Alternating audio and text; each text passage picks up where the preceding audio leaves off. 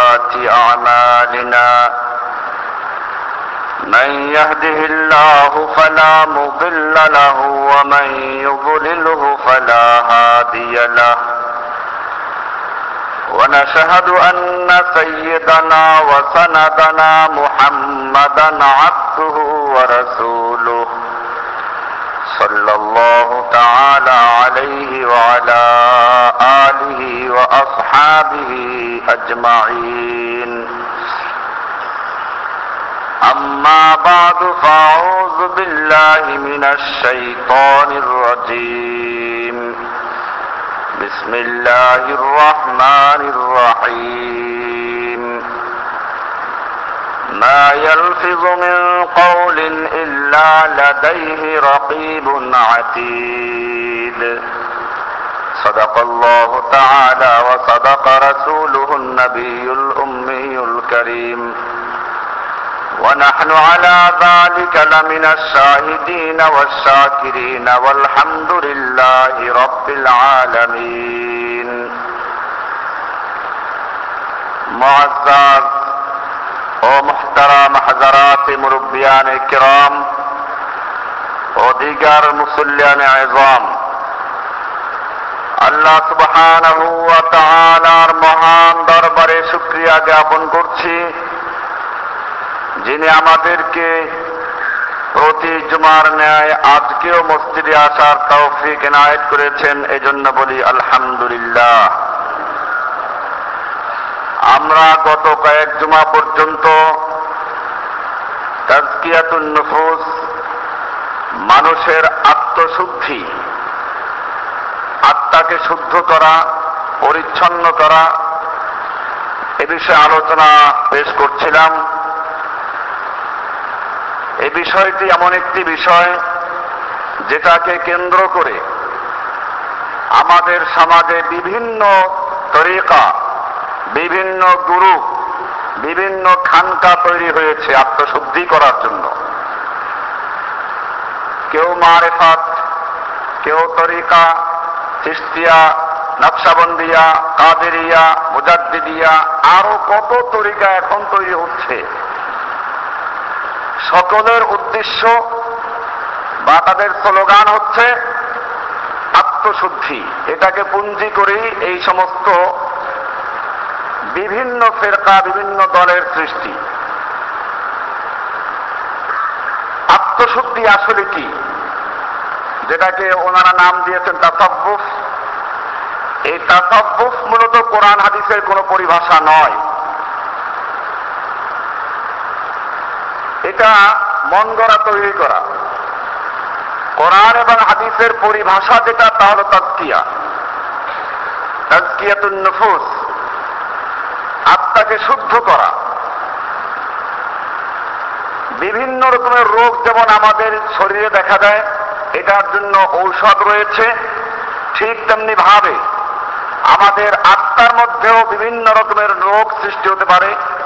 সেই রোগগুলোকে কোরআন এবং হাদিসের থেকে চিহ্নিত করা হয়েছে এবং তার জন্য কোরআন হাদিস থেকে ঔষধ নির্ধারণ করা আছে।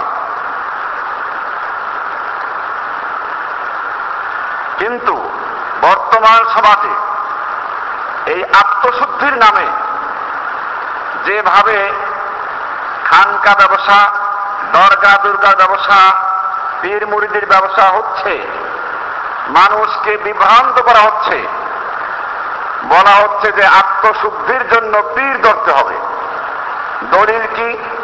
ওনারা অনেক কিছু দলিল পেশ করেন, কোরআনের আয়াত পেশ করেন, যা শুনে মানুষেরা বিভ্রান্ত হয় যে কোরআনের আয়াতে যখন আছে। কেউ আবার লিখেছেন পীরের কাছে মুরিদ হওয়া ফরজ।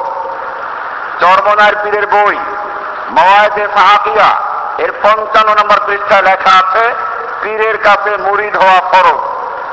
আট্রসির পীরে লেখা আছে পীরের কাছে মুরিদ হওয়া ফরজ। চন্দ্রপাড়া পীরের বইতে লেখা আছে পীরের কাছে মুরিদ হওয়া ফরজ। ওনারা এগুলো পাইলেন কোথায়? দলিল পেশ করেন কোরআনের আয়াতটি, আবতাগু ইলাইহিল ওয়াসিলা। এটা মুরিদদের মুখস্থ আছে আয়াতটা, অন্য কোন আয়াত মুখস্থ না থাকলেও এই আয়াত সকলের মুখস্থ ওদের। আপনি জিজ্ঞেস করেন না চরমনায় পীরের যে কোনো মুরিদকে যে পীরের কাছে মুরিদ হওয়া ফরজ লেখেছে তোমাদের পীরের বইতে, দলিল কি? এই আয়াত বসে নিয়ে দেব আপনাকে, কোরআন শরীফে আছে। ইয়া আইয়ুহাল্লাযীনা আমানুত্তাকুল্লাহা ওয়াবতাগু ইলাইহিল ওয়াসিলা, এই পর্যন্ত পরে থেমে যায়, আয়াত কিন্তু শেষ হয় নাই। হে মুমিনরা, তোমরা আল্লাহকে ভয় করো এবং আল্লাহকে পাওয়ার জন্য ওসিলা তালাশ করো। ওসিলা কি? এই পীর ধরো, দেখাই দিল আয়াত। আমরা তালাশ করবো ওসিলার ব্যাখ্যা আল্লাহ রসুলের কাছ থেকে। তাফসিরে মারফুল কোরআন দেখেন, ইবনে কাসির দেখেন, পরিষ্কার লেখা আছে ওসিলার দুইটা অর্থ। একটা হচ্ছে ওসিলা মানে মানজিলাতুন ইনদাল মালিক, যে কোনো রাজা বাদশার সবচেয়ে নিকটের স্থানটাকে বলা হয় ওসিলা। সেই হিসাবে আল্লাহ রাব্বুল আলামিনের সবচেয়ে নিকটের যে স্থান তার নাম ওসিলা। এই জন্য আমরা আল্লাহ রসুলের জন্য দোয়া করি, আযানের দোয়ায় আতি মুহাম্মাদানিল ওয়াসিলাতা ওয়াল ফাদিলা, মুহাম্মদ সাল্লাল্লাহু আলাইহি সাল্লামকে ওসিলা দান করো। এইখানে ওসিলা মানে কি? পীর ধরা, মানে মুহাম্মদ সাল্লাল্লাহু আলাইহি সাল্লামকে যদি পীর দেন তো উনি পীর ধরতে পারেন। আতি মুহাম্মাদানিল ওসিলা মানে মুহাম্মদ সাল্লাল্লাহু আলাইহি সাল্লামকে একজন ওসিলা দাও, পীর দাও। ওসিলা মানে পীর, তাহলে মুহাম্মদ সাল্লাল্লাহু আলাইহি সাল্লামকে একজন পীর দাও, যে পীর ধরে উনি আল্লাহর কাছে নাজাত পাবেন। এই অর্থ এটা নিশ্চয়ই না, এটা ওনারাও করবেন না। তাহলে কি অর্থ এখানে? এখানে ওসিলা মানে হচ্ছে আল্লাহ রাব্বুল আলামিনের দরবারে সবচেয়ে যে সম্মানিত স্থান, সেই স্থানের নাম হচ্ছে ওসিলা। আমরা আযানে দোয়া করি আতি মুহাম্মাদানিল ওসিলাতা, আপনি মুহাম্মদ সাল্লাল্লাহু আলাইহি সাল্লামকে ওসিলা নামক যে স্থান এটা তাকে দান করুন। ওসিলার এক অর্থ এটা। আর এক অর্থ মা ইউতাওয়াসসালু ইলাল্লাহি আযজা ওয়া জাল্লা, আল্লাহর নৈকট্য অর্জন করা যায় যা দিয়ে সে সমস্ত আমলগুলোকে ওসিলা বলা হয়। ইবনে কাসির তাফসীরের রিওয়ায়াত, ওখানে ইবনে আব্বাস কাতাদা থেকে তাফসীর আছে পরিষ্কার। এই ওসিলার তর্জমা করেছেন যে তাআতিহি ওয়া বিআমালিন ইরদিহি, সেই ওসিলা হচ্ছে আল্লাহর ইতাআত করো এবং এমন আমল করো যে আমলের মাধ্যমে আল্লাহ তাআলা সন্তুষ্ট হন, আল্লাহ খুশি হন, সেই ইবাদত করো। সেই ইবাদতের নামই হচ্ছে ওসিলা। ইবাদতের নাম হচ্ছে কি? কিন্তু ওনারা ওসিলা মানে এই ব্যাখ্যা ওনাদের তাফসীরে নাই। ওনাদের তাফসীরে আবতাগু ইলাইহিল ওসিলা, একটু মেয়ে লোকে সুরে কান্নে কান্নে ভাবে বলবে, আর বাবারা ওসিলা ধরো, সে ওসিলা হলো পীর ছাড়া কাউকে পাওয়া যাবে না, হয়ে গেল কোরআনের তাহরিফ। আর একটা আয়াত পেশ করেছি, কোরআন শরীফের সূরা হুজুরাতের একটা আয়াত আছে, এমনি ওনারা আয়াত পেশ করেন কুনু মা'আস সাদিকিন, কুনু তোমরা সৎ লোকদের সঙ্গী হও। এই তো আল্লাহ তাআলা বলছেন কুনু মা'আস সাদিকিন। উলামায়ে কেরাম যারা আছেন, মাদ্রাসার ছাত্র যারা আছেন, পীরের মুরিদ যারা আছেন, আমি তাদেরকে বিশেষ করে বলবো, আপনাদেরকে আয়াতটি বিভ্রান্ত করছে। কোরআন বলছে কুনু মা'আস সাদিকিন, সাদিকিনদের সঙ্গী হও। আল্লাহ তাআলা সেই সাদিকিন কারা তা পরিচয় দিবেন না? এটা আল্লাহর শানের খেলাফ। আল্লাহ তাআলা বলবেন আমি বললাম সৎ লোকের সঙ্গী হও, আর সেই সৎ লোক কারা তার পরিচয় আমি দিব না, এটা হতে পারে? আল্লাহ সুবহানাহু ওয়া তাআলা এই কোরআনের ভিতরে যা কিছু বয়ান করেছেন, এক আয়াত আর এক আয়াতের ব্যাখ্যা হিসেবে কাজ করে। এক আয়াতে বলা হয়েছে কুনু মা'আস সাদিকিন, সাদিকিন সৎ লোকদের, নেক লোকদের তোমরা সঙ্গী হও। সেই সৎ লোক কারা তার ব্যাখ্যা দিয়েছেন সূরা হুজুরাত 49 নম্বর সূরার 15 নম্বর আয়াতে পরিষ্কার বলা হয়েছে ইন্নামাল মুমিনুনা আল্লাযীনা আমানু বিল্লাহি ওয়া রাসূলিহি সুম্মা লাম ইয়ারতাবু ওয়া জাহাদু বিআমওয়ালিহিম ওয়া আনফুসিহিম ফি সাবিলিল্লাহি উলাইকা হুমুস সাদিকুন। কোরআনের স্পষ্ট আয়াত, ইন্নামাল মুমিনুন, নিশ্চয় মুমিন ওরা, আল্লাযীনা আমানু বিল্লাহি ওয়া রাসূলিহি, যারা আল্লাহ এবং তার রাসূলের প্রতি ঈমান এনেছে, সুম্মা লাম ইয়ারতাবু, অতঃপর কোন রকম দ্বিধা দ্বন্দ্ব সংশয় তারা মনের ভিতরে রাখে নাই, সব ক্ষেত্রে আল্লাহকে এবং আল্লাহ রাসূলকে মেনে নিচ্ছে। এমন না যে আল্লাহকে শুধু মসজিদে মেনে নিয়েছে, ব্যাংকে মানতে পারে নাই, আদালতে মানতে পারে নাই, সমাজে মানতে পারে নাই, ব্যবসা বাণিজ্যে মানতে পারে নাই, সব জায়গায় যারা আল্লাহ এবং রাসূলকে মেনে নিয়েছে, ওয়া জাহাদু বিআমওয়ালিহিম ওয়া আনফুসিহিম, এবং যারা জান এবং মাল দিয়ে আল্লাহর রাস্তায় জিহাদ করে, আল্লাহ তাআলা বলছেন উলাইকা হুমুস সাদিকুন, ওরাই হচ্ছে সেই সাদিকুন। এখানে আরবি গ্রামার যারা জানেন তারা ভালো করে জানেন, উলাইকা মারিফা, আর সাদিকুন মারিফা, মাঝখানে হুম তাকিদের জন্য আনা হয়েছে। তার মানে কয়েকটা তাকিদ দিয়ে আল্লাহ তাআলা বলেছেন উলাইকা হুমুস সাদিকুন, এরাই হচ্ছে সাদিকুন, এরাই হচ্ছে সেই সৎ লোক, এরাই হচ্ছে সেই নেক লোক যাদের সঙ্গী তোমাদেরকে হওয়ার জন্য বলা হয়েছে। কোরআনের স্পষ্ট আয়াত। তাহলে এখন সাদিকুন কারা? এটা কি আমার ব্যাখ্যা না কোরআনের ব্যাখ্যা? যদি কারো সন্দেহ হয় আপনি আপনার ঘরের কোরআন শরীফ দিয়ে খুলুন, আপনার ঘরে যেটা বইতেই খুলুন। জসিমউদ্দিন রহমানী কি বললেন এই ব্যাখ্যার কোনো প্রয়োজন নাই, আপনার ব্যাখ্যা আপনি দেখুন। এরপরেও যদি কোরআনের আয়াত আপনার বিশ্বাস না হয় তাহলে আপনার জন্য আমাদের কিছুই করণ নাই। কারণ আপনি পীরের মুরিদ এমন ভাবে হয়েছেন, গাঁজা খেয়ে যেমন নেশা হয় এই লোকগুলো নেশার মধ্যে ঢুকিয়ে দিয়েছে আপনাকে। কারণ কোরআন আপনার কাছে মূল্যহীন, হাদিস মূল্যহীন। আপনাকে কোরআন বলে আপনি কোরআন পীর শব্দের দিকে না সেদিকে নিয়ে যাচ্ছেন, কোরআন আয়াত থেকে তাহারিফ করছেন, বিভ্রান্ত করছেন মানুষকে। এর চেয়ে স্পষ্ট কি থাকবে? আল্লাহ স্পষ্ট বলেছেন ইন্নামাল মুমিনুনা আল্লাযীনা আমানু বিল্লাহি ওয়া রাসূলিহি, মুমিন ওই লোকেরা যারা আল্লাহর প্রতি ঈমান এনেছে, আল্লাহর রাসূলের প্রতি ঈমান এনেছে, সুম্মা লাম ইয়ারতাবু, অতঃপর কোন রকম রাইব, কোন রকম সন্দেহ সংশয় দ্বিধাদ্বন্দ্ব তাদের মনের মধ্যে নেই, তারা কোরআন এবং সুন্নাহ যা তারা সম্পূর্ণভাবে মেনে নেয়। ওয়াজাহাদু বিআমওয়ালিহিম ওয়া আনফুসিহিম, অতঃপর তারা জান এবং মাল দিয়ে আল্লাহর রাস্তায় জিহাদ করে। উলাইকা হুমুস সাদিকুন, ওরাই হচ্ছে সাদিকুন। ওরাই কি? এইটা হচ্ছে তোমরা সৎলোকদের সাদিকুনদের সঙ্গী হও। খানকায় যে সমস্ত পীর সাহেবরা আছেন তারা কি জিহাদের জন্য রাজি আছেন? জিহাদ তারা নিয়ে গেছে নফসের দিকে। আল্লাহ নবী সাল্লাল্লাহু আলাইহি ওয়াসাল্লাম 27টা যুদ্ধে জিহাদ করেছেন, অংশগ্রহণ করেছেন। আল্লাহ নবীর মৃত্যুর পরে তার রেখে যাওয়া সম্পত্তির মধ্যে তরবারি পাওয়া যাচ্ছে, লোহার পোশাক পাওয়া যাচ্ছে। যেই নবী গোটা জীবন যুদ্ধ করেছেন, ঘোষণা করেছেন আনা নবিউল মালহামা, আমার যুদ্ধের নবী। আর সেইখানে সেই যুদ্ধটাকে বানায় ছোট যুদ্ধ, আর নফসের যুদ্ধ বড় যুদ্ধ। একটা হাদিস তৈরি করেছে, ওই কিতাবে আছে, কিতাবে তো আছেই, কিতাবে না থাকলে তৈরি করলো কি করে?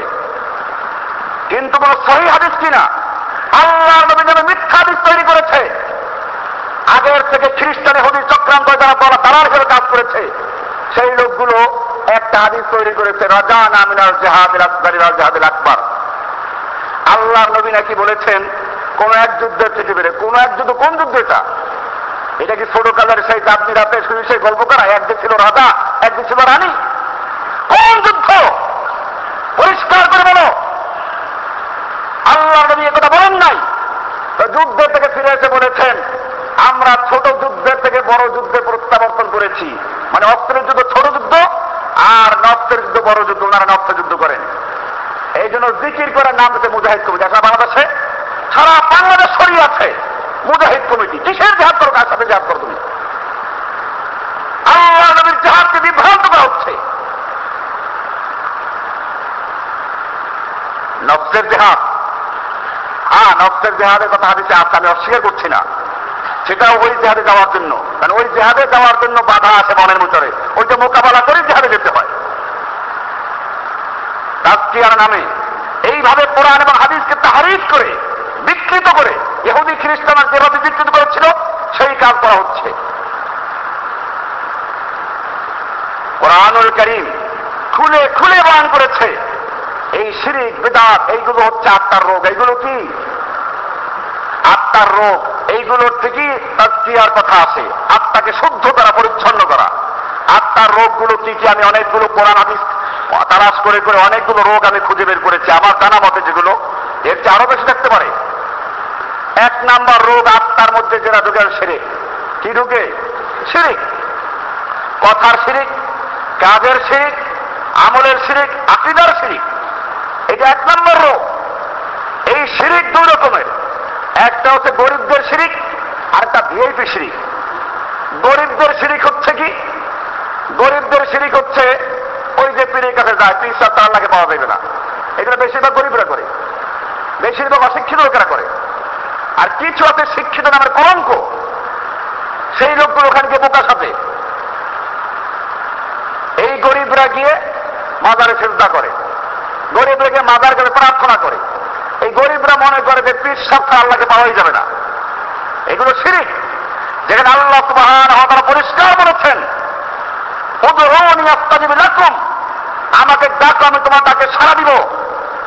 আল্লাহ তাআলা বলছেন, তোমরা বলো এভাবে ইয়াকা না'বুদু ওয়া ইয়াকা নাস্তাঈন, আমি তোমার ইবাদত করি, তোমার কাছেই সাহায্য চাই, তোমার ইবাদত করি, তোমার কাছেই সাহায্য চাই। সরাসরি বলা হচ্ছে। পীর সাহেবরা বলেন যে না, ওসিলা দরকার, তা তুমি আল্লাহকে পাইবা না। এটা কি খ্রিস্টান ধর্ম? খ্রিস্টানের পোপরা শিখায় আল্লাহকে সরাসরি পাওয়া যায় না, খ্রিস্টানদের ভোগ দাও, এরপরে উনি আল্লাহ বলে পৌঁছে দিবেন। মুসলিম জাতি এই শিরক থেকে মুক্ত হবে। এক নাম্বার রোগ, আত্মার রোগ। ভিআইপি শিরক কি? ভিআইপি শিরক হচ্ছে শিক্ষিত লোকদের শিরক, ধনী লোকদের শিরক এবং রাজনীতিবিদদের শিরক। তাদের শিরক হল সার্বভৌমত্বের অংশীদার হচ্ছে জনগণ, ক্ষমতার মালিক জনগণ, উচ্চ জনগণ। তাদের শিরক হচ্ছে আল্লাহর আইন এ যুগে চলে না, আল্লাহর আইন বাতিল করে যেগুলো চলে সেগুলো মানবো, যেগুলো চলে না সেগুলো বাতিল করব। আইন তৈরি করা এখতিয়ার কার? এখন যদি কোনো ব্যক্তি আইন তৈরি করে, বিশেষ করে আল্লাহ তাআলার যেখানে আইন আছে, যে সব জায়গায় আল্লাহর আইন নাই অথবা যেগুলো সাংঘর্ষিক না, সেই আইন তৈরি করা আমি নিষেধ করি না। যেমন কারেন্টের বিল কি হবে ইউনিট প্রতি, মোবাইলের বিল কি হবে ইউনিট প্রতি, এগুলো আপনি তৈরি করতে পারেন। আপনার ঘর ভাড়া কত দিবেন, এই জন্য আপনি আইন তৈরি করতে পারেন। কিন্তু আল্লাহ সুবহানাহু ওয়া তাআলা যেইখানে স্পষ্ট আইন বিধান দিয়েছেন, সেই আইন যদি কোনো ব্যক্তি পরিবর্তন করে, বাতিল করে এবং তার বিকল্প আইন তৈরি করে, সেই কার জায়গায় বসেছে? আল্লাহর রাসূল সাল্লাল্লাহু আলাইহি ওয়াসাল্লাম একবার কোরআন আয়াত তেলাওয়াত করছিলেন। কোরআন বলছে, ইত্তাখাযু আহবারাহুম ওয়া রুহবানাহুম আরবাবাম মিন দুনিল্লাহি, ওরা মানে ইহুদি খ্রিস্টানরা তাদের সন্ন্যাসীদেরকে এবং তাদের রাজনৈতিক নেতাদেরকে তারা আল্লাহর পরিবর্তে রব বানিয়েছিল, রব বানিয়ে নিয়েছে। আদি ইবনে হাতেম তাই, ঐতিহাসিক যে বিখ্যাত দানবীর, সে হাতেম তাইয়ের পুত্র আদি ইসলাম গ্রহণ করেছেন। আল্লাহর রাসূলের দরবারে সেই আয়াত শুনলেন, উনি প্রশ্ন করেছেন। তিরমিজি হাদিস, সিয়াসাতটা 6 কিতাবের এক কিতাব তিরমিজি শরীফ, তার মধ্যে ঘটনা আছে। উনি আল্লাহর রাসূলকে প্রশ্ন করলেন, ইয়া রাসূলুল্লাহি, আমরা তো আমাদের আলেমদেরকে, আমাদের শাসকদেরকে আল্লাহর পরিবর্তে রব বানাই নাই, এটা কোরআন কি বলল? আল্লাহর রাসূল সাল্লাল্লাহু আলাইহি ওয়াসাল্লাম বললেন, ওই লোকেরা তোমাদেরকে যেটা হালাল বলে ওটা তোমরা হালাল হিসেবে মেনে নিচ্ছ কিনা? ওই লোকেরা যেটা তোমাকে হারাম বলে, অবৈধ বলে, অবৈধ হিসেবে তোমরা তা মেনে নিচ্ছ কিনা? বলে হ্যাঁ, তা তো মেনে নিচ্ছি। যদিও আল্লাহ রাব্বুল আলামিন তার ব্যতিক্রম বলেছেন, হ্যাঁ তা হয়। বল তাহলে এটাই হচ্ছে আল্লাহর পরিবর্তে এদেরকে রব বানিয়ে নেওয়া। স্পষ্ট হাদিস। এই হাদিস অনুযায়ী আপনি নিজেকে চিন্তা করেন, আল্লাহ সুবহানাহু ওয়া তাআলা আইন দিয়েছেন জিনা ব্যভিচার হারাম, আপনার জাতি আপনার সমাজ বলল জিনা ব্যভিচারের লাইসেন্স থাকলে হালাল বৈধ। আল্লাহর হারাম কিন্তু জিনিসকে হালাল ঘোষণা করলো। আল্লাহ সুবহানাহু ওয়া তাআলা আইন দিয়েছেন মদ হারাম, মূর্তি বানানো হারাম, জিনা ব্যভিচার হারাম। আপনার জাতি বলল মদের লাইসেন্স থাকলে বৈধ। মূর্তি তৈরি করা এটা জাতীয় সংস্কৃতির অংশ, জাতীয় চেতনার অংশ। আল্লাহ সুবহানাহু ওয়া তাআলা সুদ সম্পর্কে বলেছেন এটা হারাম। আমার জাতি বলল সুদবিহীন ব্যাংক চলতেই পারে না। ও আমার জাতি, কোরআনের এই আয়াত অনুযায়ী আল্লাহ সুবহানাহু ওয়া তাআলা পরিষ্কার বলেছেন, আল্লাহর হারামকৃত বস্তুকে যারা হালাল বানায়, হালালকৃত বস্তুকে হারাম বানায়, তারা আল্লাহর পরিবর্তে রবের আসনে বসে গেল। যারা তাদেরকে মানে তাদের আল্লাহ রব না, তাদের রব হচ্ছে মানুষগুলো। সেই হিসাবে আমাদের রব কারা? আমাদের জাতির আল্লাহ কারা? এই জাতি লা ইলাহা ইল্লাল্লাহ পড়ে, আবার আল্লাহর পরিবর্তে অন্য রব তারা তৈরি করে তাদের অনুসরণ করে। এটা হচ্ছে ভিআইপি শিরক। কারণ এটা যারা বুঝে না, গ্রামের লোকজন, তারা তো খালি ভোট দেয়, মনে করে কি একটা ভোট দিলাম রাস্তাঘাট করে দিবে। কিন্তু যারা জানে, তারা তো জানে এই ভোট দেওয়ার মানে হচ্ছে এমপি তৈরি হচ্ছে। এই এমপি গিয়ে সংসদে আইন তৈরি করবে, আল্লাহ আইন বাতিল করবে, তুমি বুঝে শুনে যদি এই সমস্ত কাজ করে থাকো, তুমি কি করছো ভালো করে বুঝে দেখো। আল্লাহর পরিবর্তে আল্লাহ বানাচ্ছ, আল্লাহর পরিবর্তে রব বানাচ্ছ, আর সেই লোকগুলো ওখানে গিয়ে সার্বভৌমত্বের দাবি করে তারপরে কমান্ড আইন তৈরি করে। আল্লাহ সুবহানাহু ওয়া তাআলা মানুষের জন্য আইন দিয়েছেন। কোরআন পরিষ্কার বলছে, লিকুল্লিন জাআলনা মিনকুম শিরআতাও ওয়া মিনহাজা, আমি তোমাদের প্রত্যেকের জন্য নির্ধারণ করে দিয়েছি নির্দিষ্ট শরীয়ত এবং নির্দিষ্ট পন্থা। শরীয়ত এবং পন্থা জীবিকা নির্বাহের পন্থা, জীবনযাপনের পন্থা আমি তোমাদের জন্য নির্ধারণ করে দিয়েছি। ওয়ালাউ শাআ আল্লাহু লাজআলাকুম উম্মাতান ওয়াহিদা, যদি আল্লাহ তাআলা ইচ্ছে করতেন তোমাদের সকলকে এক জাতিতে পরিণত করতে পারতেন, ঘাড় ধরে তোমাদেরকে সিজদা করতে পারতেন, কিন্তু আল্লাহ তাআলা তা করবেন না। ওয়ালাকিন লিয়াবলুয়াকুম ফীমা আতাকুম, আল্লাহ তাআলা তোমাদের পরীক্ষা করছেন। আল্লাহ তাআলা তোমাদের যা দিয়েছেন, তোমাদের জ্ঞান, তোমাদের সম্পদ, তোমাদের সন্তান, সবগুলোকে তোমরা কোন পথে ব্যয় করছো সেজন্য আল্লাহ সুবহানাহু ওয়া তাআলা তোমাদের পরীক্ষা করছেন। সেই জন্য তোমাদেরকে ঘাট ধরে সকলকে মসজিদে আনেন না, সিজদা করান না। বর্তমানে সম্পর্কে আল্লাহ ইচ্ছে করলে যারা আজকে শুক্রবার মসজিদে আসে নাই, ঘাট ধরে সব মসজিদে আসতে পারতেন না? নইলে শুয়ে আছে পিঠ থেকে তক্তা বানাইতে পারেন না? বানায় তো, দেখেন না তারা যে শুয়ে থাকে, একটু কিছু লাগে না, একটু ঘুরে দিলেই হয়।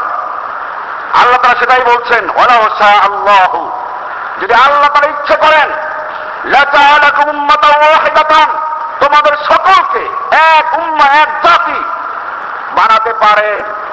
কিন্তু আল্লাহ এটা করবেন না, কারণ পরীক্ষার হল এটা। পরীক্ষার হলে ছেলে যা লেখে, ভুল লেখুক ঠিক লেখুক, লিখতে দাও। কিছুক্ষণ পর কাগজ চায়, তার কাগজ লাগবে, তাই নাও। বলা হয় না তুই তো ভুল লিখছো, আরো ভুল লিখবি, বরং তাকে আরো ভুল লেখার জন্য কাগজ সরবরাহ করা হচ্ছে। কাজে এতে কোনো আনন্দের কিছু নেই। আল্লাহ সুবহানাহু ওয়া তাআলা এটা সূরা মায়েদার 5 নম্বর সূরা 48 নম্বর আয়াতে বলেছেন। এরপর আল্লাহ তাআলা বলছেন, ইন্না আনজালনা ইলাইকাল কিতাবা বিল হাক্কি, আমি তোমাদের কাছে কিতাব দিয়েছি সত্য সহ। কেন? এই কিতাব দিয়ে তোমরা মানুষ মরলে খতম পড়াইবা। এই কিতাব দিয়ে মানুষ মরলে খতম দিবা। গত শুক্রবার আমি তাফসীর করছিলাম, তাফসীরের পরে এক মুরব্বী বললেন, হুজুর আমার 70 বছর বয়স, এই পর্যন্ত শুনি নাই।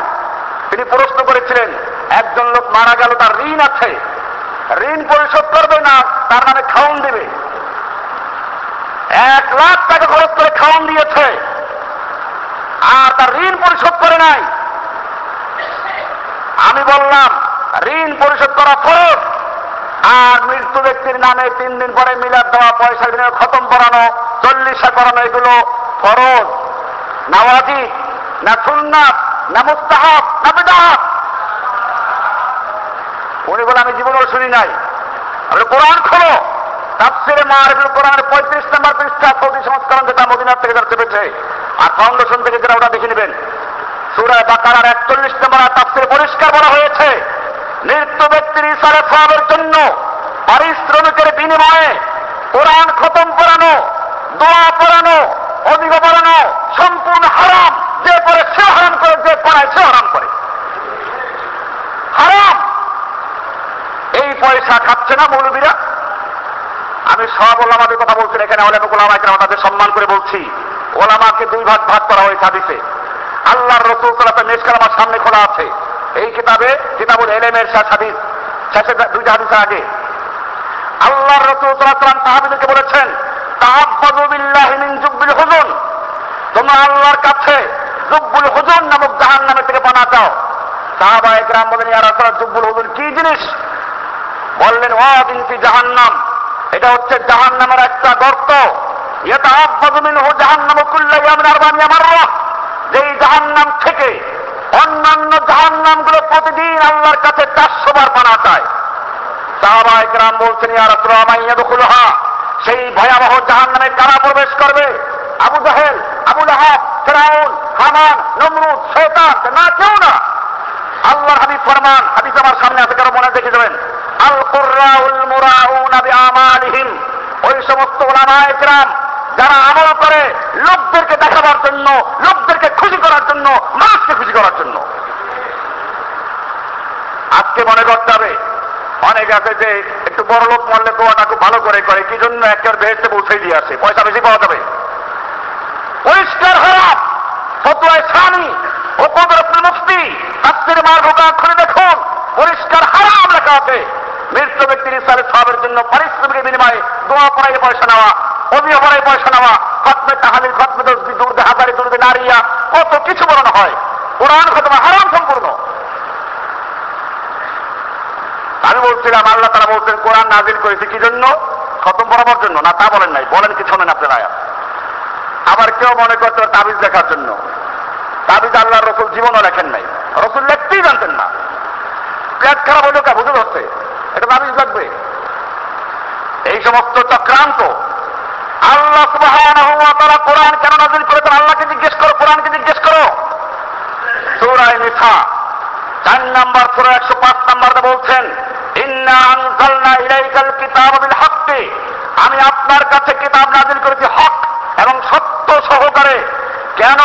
লিতাহকুমা বাইনান নাস বিমা আরাকাল্লাহ, যাতে আপনি মানুষের মধ্যে তাহকুমা বিচার ফয়সালা করতে পারেন সে অনুসারে যা আল্লাহ আপনাকে জানিয়েছেন। বিমা আরাকাল্লাহ, আল্লাহ তাআলা আপনাকে ওহির মাধ্যমে, কোরআনের মাধ্যমে যে বিধান দিয়েছেন, যে হুকুম দিয়েছেন, সেই হুকুম অনুযায়ী, সেই বিধান অনুযায়ী, আল্লাহর ওহী অনুযায়ী আপনি বিচার ফয়সালা করতে পারেন। আমি সেজন্য কোরআন নাযিল করেছি। সুবহানাল্লাহ বিহামদিহি। কোরআন কি জন্য অবতরণ করেছেন? আর কোরআনকে সেখান থেকে বের করে দেওয়া হয়েছে। কোরআনকে এসেছিল এই তাবিজ দেখার জন্য, কোরআনকে এসেছিল মুর্দার খাওয়ার জন্য।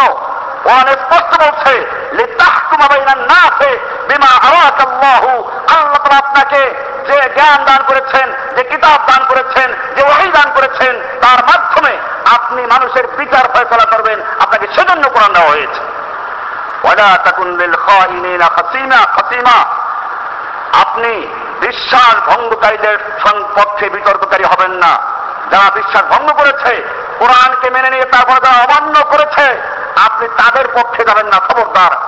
ওলামায়ে কেরামদেরকে বলছি, আপনারা খবরদার। এখানে যে সমস্ত মাদ্রাসার ছেলেরা আছেন আলহামদুলিল্লাহ, তারা তো হক মনে করে বলে এখানে আসে। কাজে আপনারা আবার এদেরকে, আমি এই জন্য বলেছি ওলামা দুই ভাগ। এক হচ্ছে ওই আলেম যাদের থেকে জাহান্নামরা পানা চায়, সেই জাহান্নাম ভয়াবহ জাহান্নামে যাবে। আর একদিকে ওলামায়ে কেরামদের মর্যাদা আছে, আপনারা তার ধারে কাছেও যেতে পারবেন না। হাদিসে বলা হয়েছে, আল্লাহর রাসূল সাল্লাল্লাহু আলাইহি ওয়াসাল্লাম বলেন, একজন সাধারণ আবেদের তুলনায় একজন আলেমের মর্যাদা কাফাদলি আলা আদনাকুম, আমার মর্যাদা যেমন তোমাদের মধ্যে সাধারণ ব্যক্তির উপরে একজন ওলামা আলেমের মর্যাদা একজন সাধারণ আবেদ যত বড় ইবাদত করতে আসছে ওইরকম বেশি।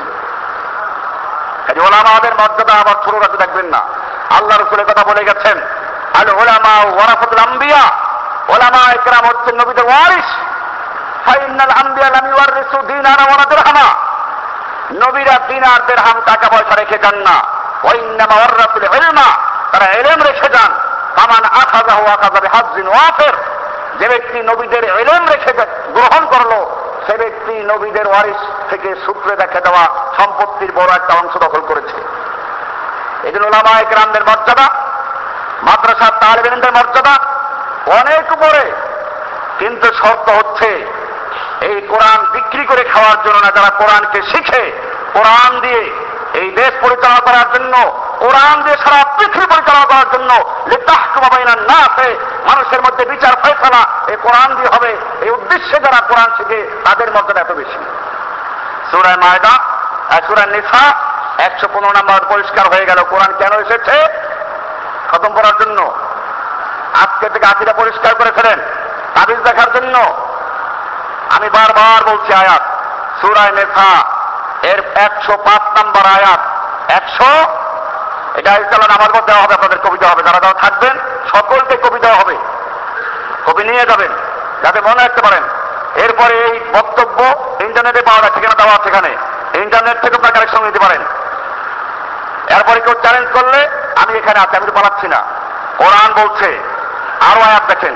এরপরে সূরায়ে বাকারার 213 নম্বর আয়াত এখানে বলছেন, কানান নাসু উম্মাতান ওয়াহিদা ফাবাআসাল্লাহু আন-নাবিয়্যিনা মুবাশশিরিনা মুনযিরিনা ওয়া আনজালা মা'হুমুল কিতাবা বিল হাক্কি লিয়াহকুমা বাইনান নাসি ফীমা ইখতালাফু ফীহি। এখানে আল্লাহ তাআলা বলছেন সমস্ত মানুষ এক জাতি ছিল, অথবা আল্লাহ রাব্বুল আলামিন নবীদেরকে পাঠিয়েছেন মুবাশশিরিনা মুনযিরিনা, জান্নাতে সুসংবাদ দেওয়ার জন্য, জাহান্নাম থেকে সাবধান করার জন্য। ওয়া আনজালা মা'হুমুল কিতাবা বিল হাক্কি, এবং নবীদেরকে রাসূলদেরকে আল্লাহ রাব্বুল আলামিন কিতাব দিয়েছেন সত্য সহকারে লিয়াহকুমা বাইনান নাস। কেন নবীরা তাবিজ দেখবে জন্য, নবীরা খতম করে মুদ্রা দহনের জন্য? আল্লাহ তাআলা বলছেন না, লিয়াহকুমা বাইনান নাস, যাতে করে তারা কোরআনের মাধ্যমে, ওহীর মাধ্যমে, আসমানী কিতাবের মাধ্যমে তারা মানুষের মধ্যে যে সমস্ত বিবাদ এবং যে সমস্ত ঝগড়া ফাসাদ হয় তার বিচার করতে পারে। আমি সেজন্য দান করেছি কোরআন। এই আয়াত সূরা বাকারা 213 নম্বর আয়াত।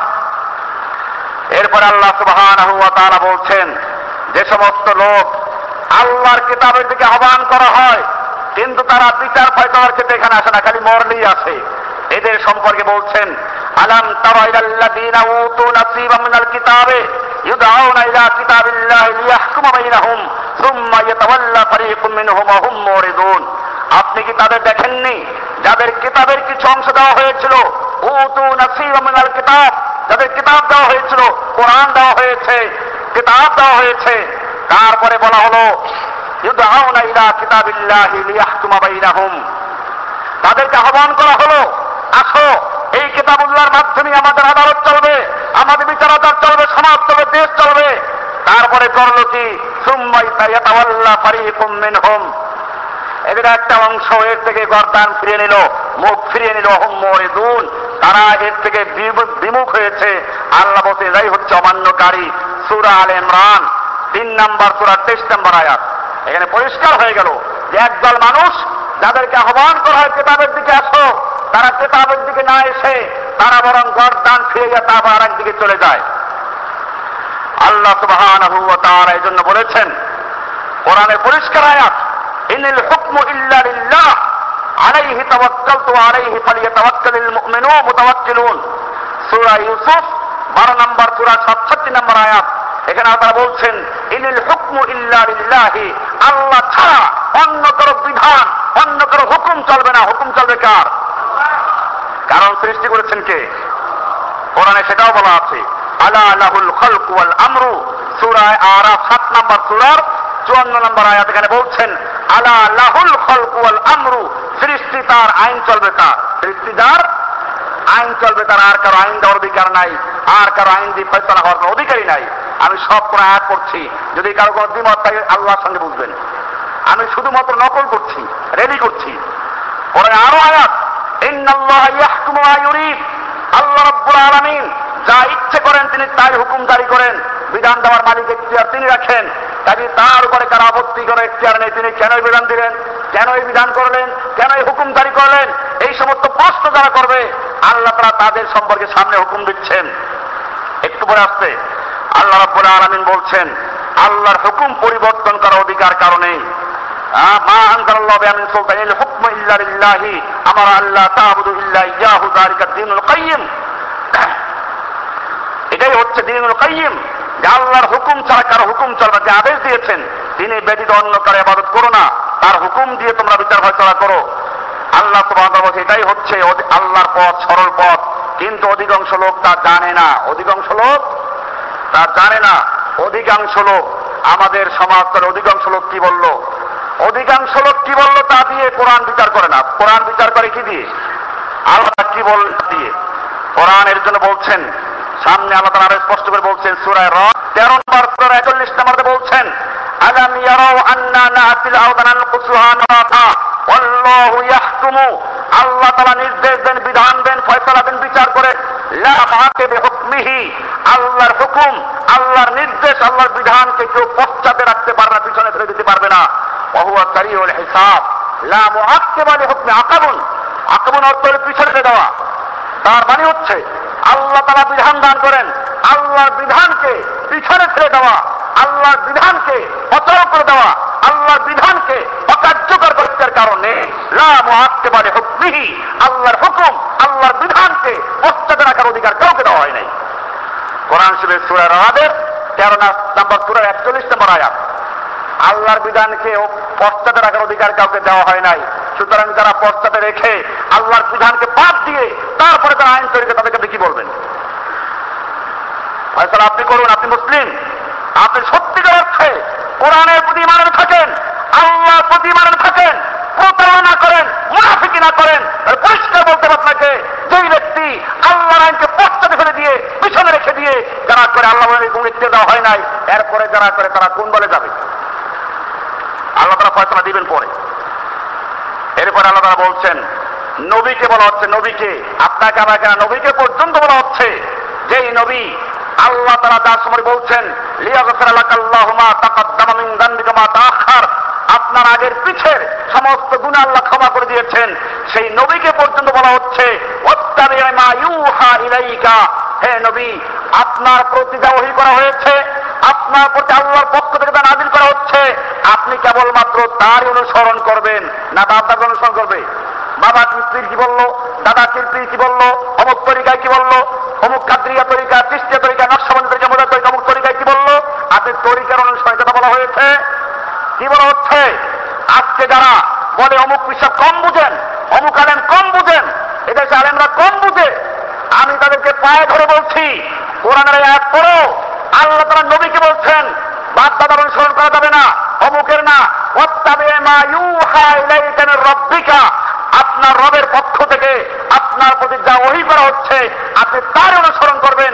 দুনিয়ার সব যদি বিরুদ্ধে চলে যায়, সব যদি আপনার বিরুদ্ধে রেখে যায়, তারপর আপনি ওটার অনুসরণ করবেন যা আপনার প্রতি নাযিল করা হয়েছে। ওয়াত্তাবি মা ইউহা ওয়াত্তাবি মা ইউহা ইলাইকা ওয়াসবির, অটল থাকুন। অসবির মানে কি? অটল থাকুন। সব একদিকে চলে গেছে, আপনি সেই জোয়ারে তালে তাল মিলাবেন, এটা করবেন না। ওয়াসবির হাত্তা ইয়াহকুমাল্লাহ, আল্লাহ তাআলা ফয়সালা করবেন, ওদের ফয়সালা আল্লাহ করবেন, আপনার তো ভয় নাই, অটল থাকেন। ওয়া খায়রুল হাকিমিন, তিনি শ্রেষ্ঠ বিচারক, শ্রেষ্ঠ মীমাংসাকারী। এইভাবে আল্লাহ সুবহানাহু ওয়া তাআলা ফয়সালা করে তারপরে বলছেন, এরপরে তারা আল্লাহর দেওয়া বিধান দিয়ে বিচার আচার করবে না, তাদের সম্পর্কে আল্লাহ বলছেন ওমান লাম ইয়াহকুম বিমা আনজালাল্লাহু ফাউলাইকা হুমুল কাফিরুন ফাউলাইকা হুমুল ফাসিকুন ফাউলাইকা হুমুজ জালিমুন। সূরা মায়দার 44 নম্বর আয়াত, সূরা মায়দার 21 নম্বর আয়াত, সূরা মায়দার 45 নম্বর আয়াত, সূরা মায়দার 47 নম্বর আয়াত। এখানে পরিষ্কার বলা আছে ওমান লাম ইয়াহকুম বিমা আনজালাল্লাহু ফাউলাইকা হুমুল কাফিরুন, যারা আল্লাহর দেওয়া বিধান দিয়ে বিচার ফয়সালা করে না তারা কাফের। আল্লাহ সিদ্ধান্ত দিয়ে দিলেন।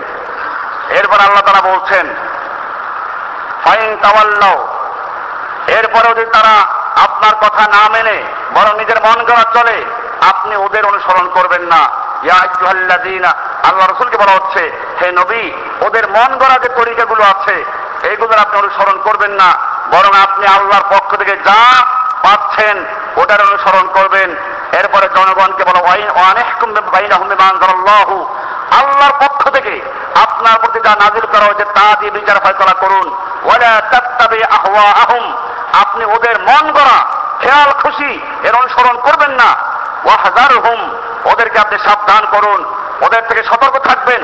আইয়াফতিনুনা আন বা'দি মা আনজালাল্লাহু ইলাইকা, আপনার প্রতি আল্লাহ তাআলা যা নাযিল করেছেন এই ব্যাপারে তারা বিভ্রান্তির মধ্যে ফেলে দিবে, পেট লাগাইয়া দিবে। এই জন্য ওদের থেকে সাবধান থাকবেন। ওরা বিভিন্নভাবে তাবিল করে তারপরে কোরআনে বিকৃত করবে, তাও আল্লাহ তাআলা বলে দিচ্ছেন। এরপরে বলছেন ফাসবির লিহুকমি রাব্বিকা ওয়ালা তুতি' মিনহুম আসিমান ওয়া কাফুরা, আপনি অপেক্ষা করুন, অটল থাকুন, আপনি আল্লাহর পক্ষ থেকে সাহায্য হবে তার অপেক্ষা করুন। আল্লাহ তাআলার হুকুম পালন করতে গিয়ে খবরদার কখনো পাপিষ্ঠ এবং কোনো কাফেরের আনুগত্য করবেন না। সূরা তাহার এর 24 নম্বর আয়াত আল্লাহ সুবহানাহু ওয়া তাআলা এবার বলছেন মুমিনদেরকে, হে মুমিনগণ যারা আল্লাহকে বিশ্বাস করে দাবি করো।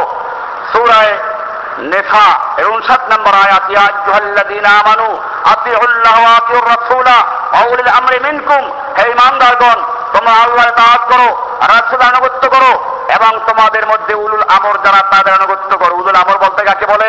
যারা কোরআন এবং সুন্নাহ দিয়ে দেশ পরিচালনা করে তাদের আনুগত্য করো। এই আয়াতের কারণে অনেকে বলে দেশের আইন মানা জরুরি। এখানে পরিষ্কার বলা আছে আতিউল্লাহ ওয়া আতিউর রাসূলা ওয়া উলিল আমরি, এখানে আতিউ নাই।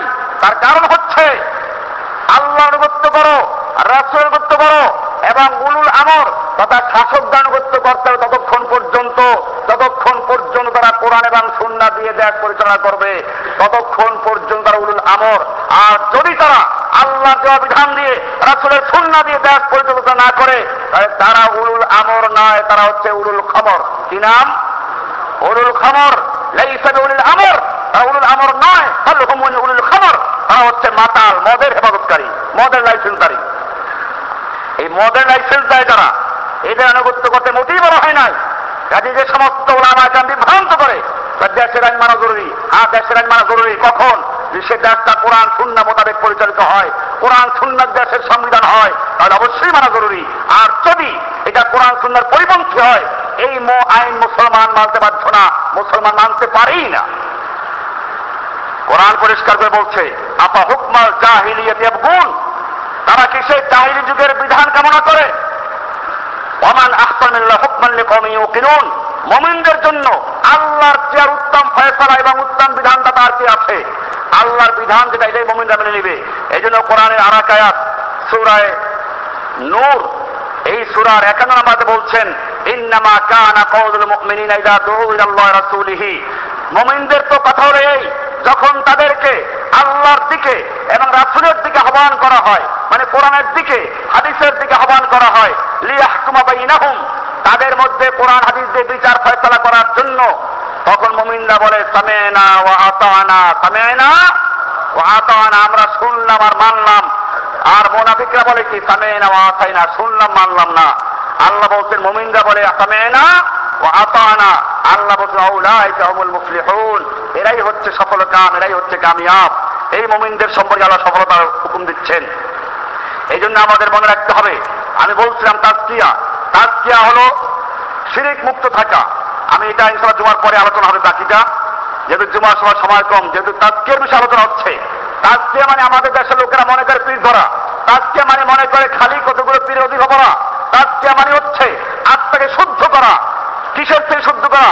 শিরিক থেকে, নেফাক থেকে, বিদআত থেকে, জিনা থেকে, এরকম ভাবে চুরি থেকে, এরকম ভাবে মনে যত রোগ আছে, হাসাদ, গীবত, লোভ, লালসা, হিংসা, বিদ্বেষ, মিথ্যা, চগলখড়ি, কৃপণতা, অহংকার, মন প্রবৃত্তি পূজা করা, মূর্খতা, রাগ, এরকম বাধ্যতা অনুসরণ করা, এই সবের রোগের থেকে আত্মাকে শুদ্ধ করা। এক নাম্বার কিসের থেকে শুদ্ধ করা? শিরিকের থেকে। সেই শিরিক হোক গরিবের শিরিক, মাজার পূজার শিরিক, পীর পূজার শিরিক, বাপদাদার পূজার শিরিক, এরকম মাজার খেলতা করার শিরিক, মাজারে যত রকম প্রার্থনা দাদার শিরিক, আর হোক সে ভিআইপি শিরিক, যা আমি বললাম যে আল্লাহর পরিবর্তে অন্যকে সার্বভৌম ক্ষমতার মালিক মনে করা, আল্লাহর পরিবর্তে মানুষের আইন তৈরি করা, আইনকে এই যুগে যে উপযোগী মনে করা, আল্লাহ তাকে অনুপযোগী মনে করা, আল্লাহ তাকে বাতিল করে দেওয়া, আল্লাহর বিধানকে পশ্চাতে ফেলে দেওয়া, এরকম যারা শিরিক করে, এই শিরিকের থেকে আত্মশুদ্ধি করার নাম হচ্ছে কি? তাজকিয়া। এটাই হচ্ছে লা ইলাহা ইল্লাল্লাহ, লা ইলাহা, কোন ইলাহা নাই, লা ইলাহা। আবু জাহেলরা বুঝতে অর্থ কি, সেজন্য যখন আল্লাহ ঘোষণা করলেন লা ইলাহা ইল্লাল্লাহ বলো, আবু লাহাব প্রতিবাদ করলো, কোরআনে আছে আজআলাল আলিহাতা ইলাহান ওয়াহিদা, মুহাম্মদকে আমাদের সমস্ত আলিহাদেরকে এক ইলাহে কেন্দ্রীভূত করে দিয়েছে। তার মানে সে বুঝতে পেরেছে লা ইলাহা মানে হচ্ছে কোনো শাসক নাই, লা ইলাহা মানে কোনো আইন চলবে না, লা ইলাহা মানে কোনো মতবাদ চলবে না, লা ইলাহা মানে কোনো আনুগত্য চলবে না, বাপদাদা রসুল চলবে না, লা ইলাহা ইল্লাল্লাহ, আল্লাহ তারা সব বাতিল। এটা আবু জাহল বুঝতে পেরেছিল, বুঝে প্রতিবাদ করেছে, কোরআনটা উল্লেখ করে দিয়েছে আজআলাল আলিহাতা ইলাহান ওয়াহিদা হাযা শাইউন উজাব। এটা বড় আশ্চর্য কথা। আমাদের বুঝতে হবে, মুসলমান হলে পরে আমাদের লা ইলাহার অর্থ বুঝতে হবে, এবং সে অনুযায়ী আমাদের লা ইলাহা দ্বারা তাজকিয়া, আত্মাকে শুদ্ধ কথা সব পরিষ্কার করতে হবে, ইল্লাল্লাহ দ্বারা তারপরে রঙিন করতে হবে। লা ইলাহা দিয়ে ঘষতে হবে সব ইলাহাবাদ। ওই যে বললাম পুরাতন রং ঘষে মেঝে পরিষ্কার করে তারপরে বিল্ডিং এ নতুন রং করা হয়।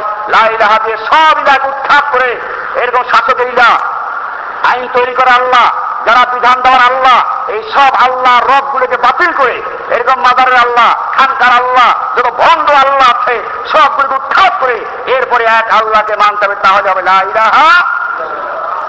আল্লাহ সুবহানাহু ওয়া তাআলা আমাদের সকলকে বুঝার এবং বোঝার তৌফিক দান করুন, তৌফিক দান করুন, তৌফিক দান করুন, তৌফিক দান করুন।